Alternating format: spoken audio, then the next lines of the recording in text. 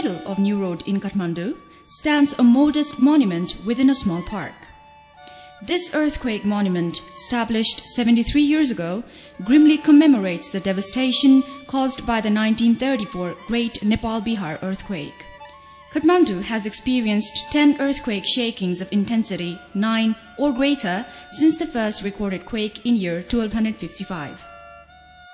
This short video highlights the seismic vulnerabilities of Kathmandu, an ancient city housing several World Heritage Sites and one of the most at-risk cities in the world. Welcome to the earthquake walk in Kathmandu.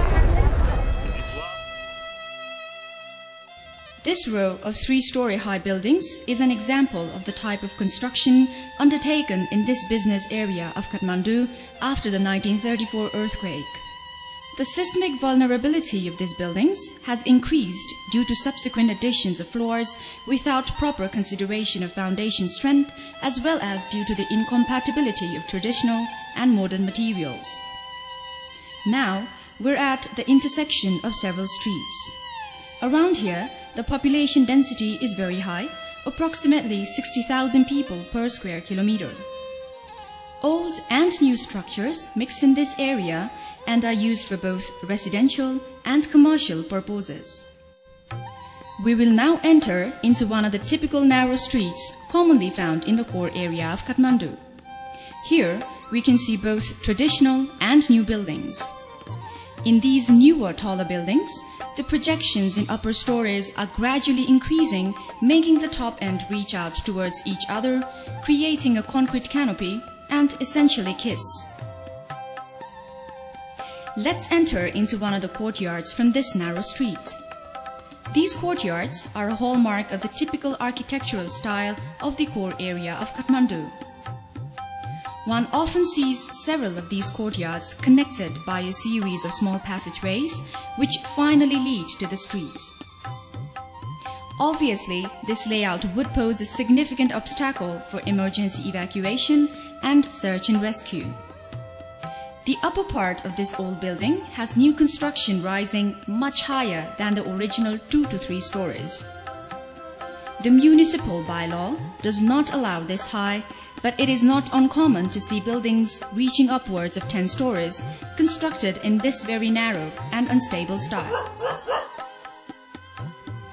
Now we will enter into another courtyard. Notice the entrance. Imagine trying to escape through this during an earthquake. Look in front of you, a newly constructed 9-story building with terracotta cladding. Because of the lack of proper connection, this cladding is expected to fall even during a moderate earthquake, possibly injuring people in the street below. Now, let's turn back into the underpass and look at a 6-story building. The underpass will be totally blocked by the debris from this building in case of even a smaller tremor. We now enter into a larger courtyard. Look around. One sees how the buildings are vertically divided into narrow and slender vertical strips, suitable perhaps only for housing a staircase. Look at the difference in floor heights, poor quality of construction, and so on. All these result in increased vulnerability.